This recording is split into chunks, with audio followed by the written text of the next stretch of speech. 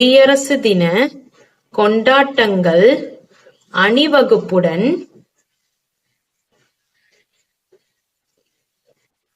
முடிவதில்லை.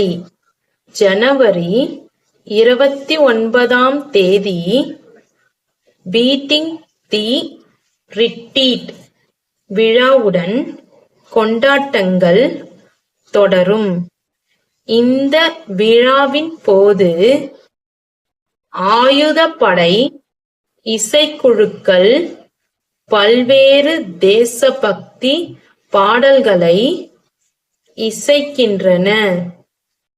இதில் ஒவ்வொரு இந்தியரும் விரும்பும் பிரபலமான பாடலான சாரே ஜஹான் சே அச்சாவும் அடங்கும்.